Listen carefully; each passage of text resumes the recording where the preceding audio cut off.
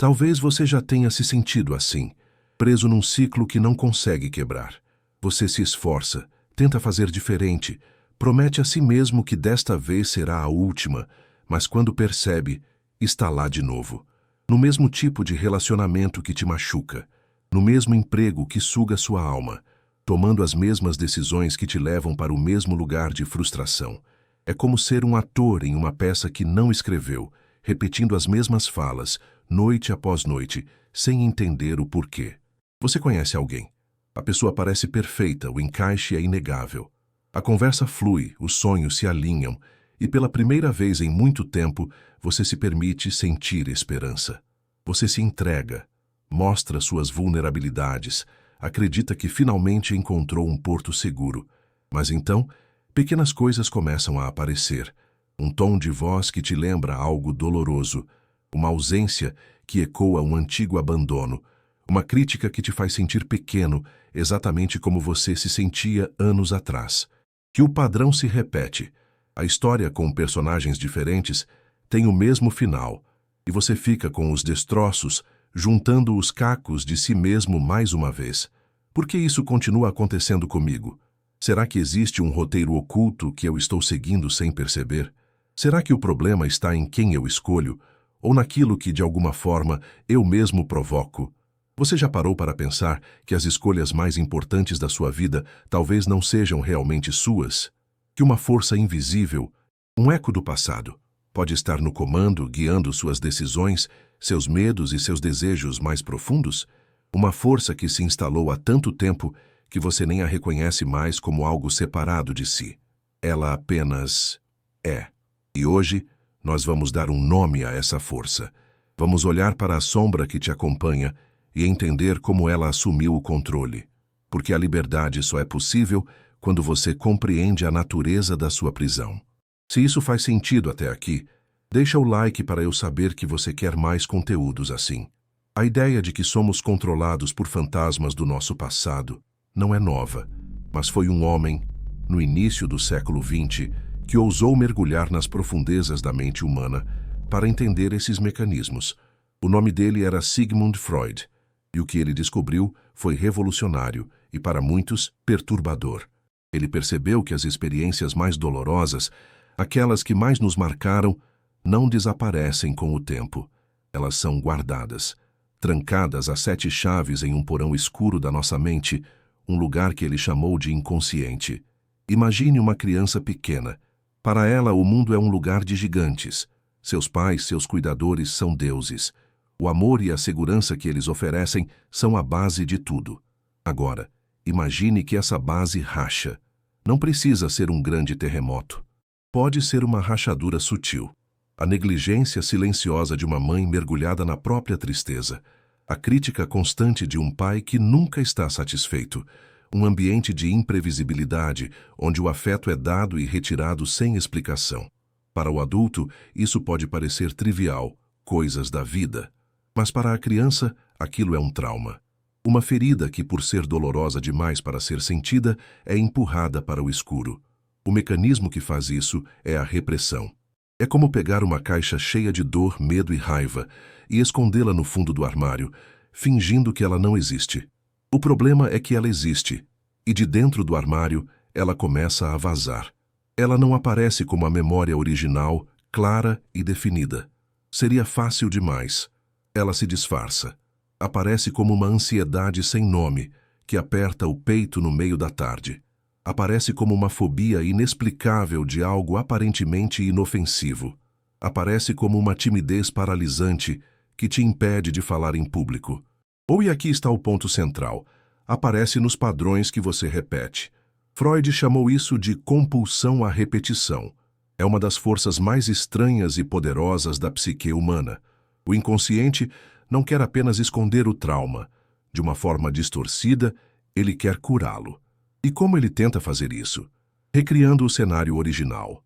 Ele nos empurra inconscientemente para situações e relacionamentos que espelham a dor original. A lógica por trás disso é trágica. Se eu puder reviver essa situação, talvez desta vez eu consiga um final diferente. Se eu me apaixonar por alguém indisponível, como meu pai era, Talvez desta vez eu consiga conquistar o seu amor. Se eu entrar em um emprego com um chefe autoritário como minha mãe era, talvez desta vez eu consiga o reconhecimento que ela nunca me deu. É uma tentativa desesperada da nossa criança interior de reescrever a história. Mas o roteiro já está escrito. E ao tentar consertar o passado, acabamos por repeti-lo, reforçando a ferida original. Você não escolhe a pessoa emocionalmente distante porque tem azar no amor. Você a escolhe porque a distância dela é familiar. O seu inconsciente a reconhece como uma oportunidade de, finalmente, vencer um jogo antigo. Mas é um jogo programado para a derrota, porque o poder de mudar o resultado não está no outro, mas na compreensão do jogo em si. Pense na história de um dos pacientes de Freud, um jovem inteligente e atormentado, que ficou conhecido como o Homem dos Ratos. Ele era perseguido por um medo obsessivo de que algo terrível acontecesse com seu pai e com a mulher que ele amava. Especificamente, ele tinha a fantasia horrível de que um pote com ratos seria amarrado às nádegas deles para que os animais os devorassem por dentro. Um pensamento bizarro que o paralisava de culpa e angústia. De onde vinha uma ideia tão específica e torturante? Durante a análise, Freud descobriu que a história estava conectada a vários fios do passado daquele homem. Na infância, seu pai fora uma figura de grande autoridade, mas também de conflito.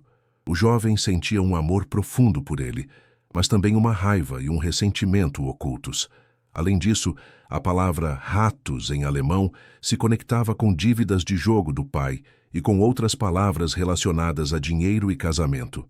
O rato, aquele animal que rói e destrói por dentro, era o símbolo perfeito para os seus próprios impulsos destrutivos e contraditórios, que ele não ousava admitir. A sua obsessão em proteger o pai e a amada era, na verdade, uma defesa contra o seu próprio desejo inconsciente de atacá-los, um desejo nascido de mágoas e rivalidades antigas, trancadas no porão da sua mente desde a infância. Ele não era louco.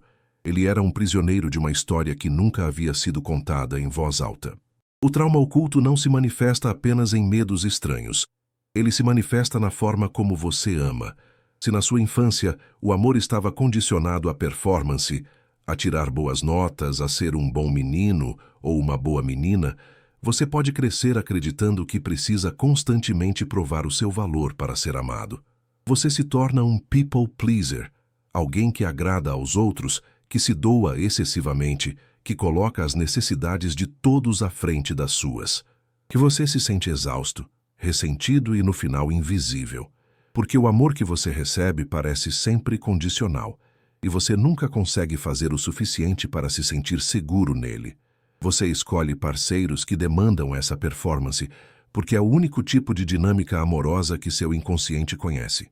A calma de um amor incondicional te parece suspeita, desconfortável. O caos da busca por aprovação é o seu normal, ou talvez a sua ferida seja o abandono. Um pai que foi embora. Uma mãe que estava presente fisicamente, mas ausente emocionalmente. A mensagem que a criança internaliza é: eu não sou bom o suficiente para que fiquem por mim. Na vida adulta, isso se desdobra de duas maneiras principais. Ou você se torna extremamente apegado, com um medo desesperado de perder as pessoas, agindo de forma ciumenta e controladora, o que, ironicamente, acaba afastando quem você ama e confirmando sua crença original. Ou você se torna o abandonador. Você sabota seus relacionamentos assim que eles começam a ficar sérios. Você encontra defeitos, cria brigas, se afasta. Porque ir embora por escolha própria dói menos do que ser deixado para trás mais uma vez. É uma proteção trágica. Para evitar a dor do abandono, você se abandona primeiro. E se você quer mais histórias que tocam o coração e trazem soluções, já se inscreve no canal. Aqui sempre tem algo especial para você. O trauma oculto também controla suas escolhas profissionais. Quantas pessoas vivem em carreiras que odeiam, não por falta de opção, mas por uma lealdade invisível a um roteiro familiar? O homem que se torna advogado para agradar ao pai, reprimindo seu sonho de ser músico. A mulher que escolhe ser cuidadora, como enfermeira ou professora, porque passou a infância cuidando de irmãos mais novos ou de pais emocionalmente imaturos, e esse é o único papel onde se sente útil e valorizada. O trabalho deixa de ser uma expressão da sua essência e se torna mais uma arena para tentar resolver os dramas não resolvidos da infância. A busca por segurança financeira a qualquer custo, por exemplo, pode ser um eco direto de uma infância marcada pela instabilidade e pela escassez. O medo de arriscar, de seguir um caminho próprio, pode ser o medo de desapontar figuras parentais internalizadas, mesmo que elas não estejam mais presentes. Freud nos ensinou que esses padrões não são nosso destino, são apenas mensagens. Sintomas são como cartas do nosso inconsciente. Eles são um grito de socorro daquela parte de nós que foi ferida e esquecida. A ansiedade, a depressão, a compulsão, a fobia, os relacionamentos que dão errado, tudo isso são setas apontando para a ferida original. O erro que cometemos é tentar apenas apagar a seta. Tomamos remédios para a ansiedade, trocamos de parceiro, mudamos de emprego. Tentamos consertar o sintoma, sem nunca ler a carta. E enquanto a carta não for lida, o carteiro continuará batendo à sua porta, cada vez com mais urgência. A história do Homem do Lobo, outro caso famoso de Freud, ilustra isso perfeitamente. Um aristocrata russo rico, atormentado por uma fobia de lobos desde a infância, além de problemas intestinais crônicos e uma paralisia em sua vida. A fobia começou após um sonho, aos 4 anos de idade. No sonho, ele via vários lobos brancos sentados em uma árvore do lado de fora da sua janela, olhando para ele fixamente. O terror o paralisou. Freud, em um trabalho de detetive psíquico, conectou o sonho a uma cena que o paciente teria testemunhado quando era muito pequeno. Seus pais em uma relação sexual. Os lobos brancos e imóveis do sonho seriam uma representação distorcida e aterrorizante daquela cena incompreensível para uma criança. O medo do lobo era o medo de algo muito mais profundo e pessoal. A sexualidade, a agressividade, o medo da castração, tudo misturado em uma sopa de sentimentos que ele não conseguia digerir. Seus problemas intestinais eram a manifestação física desse conflito. Sua vida estava paralisada porque ele estava simbolicamente paralisado pelo olhar daqueles lobos. Ele repetia o trauma, não apenas em seus medos, mas em seu próprio corpo e em sua incapacidade de avançar na vida. O que essas histórias nos ensinam é que a cura não está em esquecer, mas em lembrar. Não se trata de culpar nossos pais ou remoer o passado. Trata-se de entender, de trazer a caixa escondida para a luz, olhar para o que está dentro dela, não com julgamento, mas com compaixão. Reconhecer a dor daquela criança que você foi. Entender que as estratégias que ela criou para sobreviver, reprimir, agradar, abandonar, foram as melhores que ela pôde criar na época. Foram mecanismos de sobrevivência. O problema é que esses mecanismos se tornaram obsoletos. Eles não servem mais para o adulto que você é hoje, mas continuam operando em piloto automático. A mudança começa quando você se torna um observador de si mesmo, quando você está prestes a entrar em mais um relacionamento com alguém que tem todos os sinais daquele padrão antigo. Você para e pergunta: o que isso me lembra? Que parte de mim está sendo atraída por essa familiaridade dolorosa? Quando você sente aquela ansiedade inexplicável, em vez de fugir dela, você respira e pergunta: o que essa ansiedade está tentando me dizer?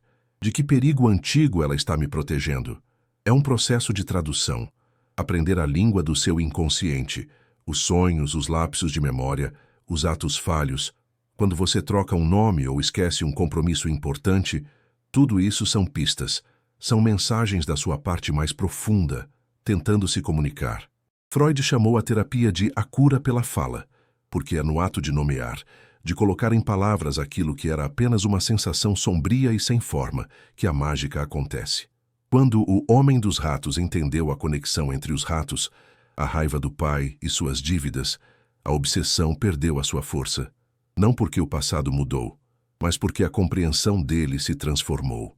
Ele não era mais um refém de um medo sem sentido.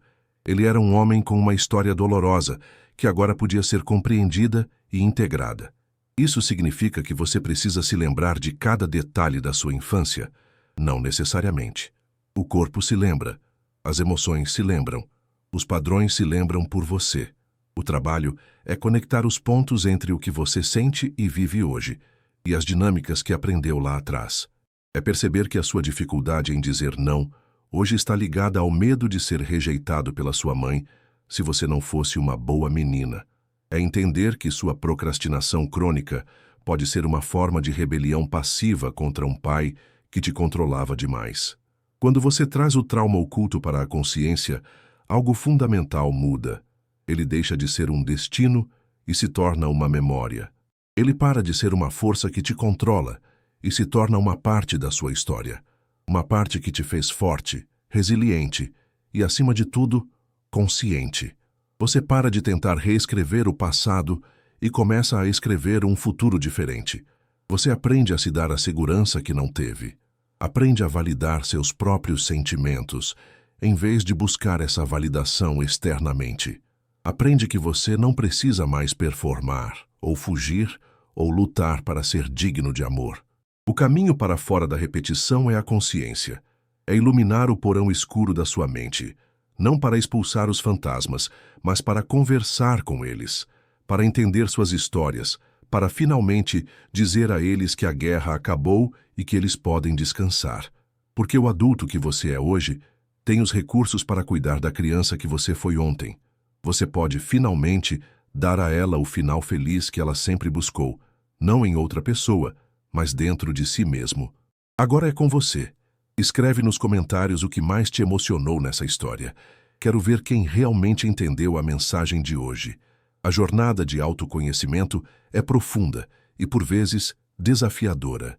Mas é a única jornada que te leva de volta para casa, para quem você realmente é, livre dos roteiros que não escreveu e pronto para ser o autor da sua própria vida. A liberdade não é a ausência de um passado, mas a capacidade de não ser mais um escravo dele.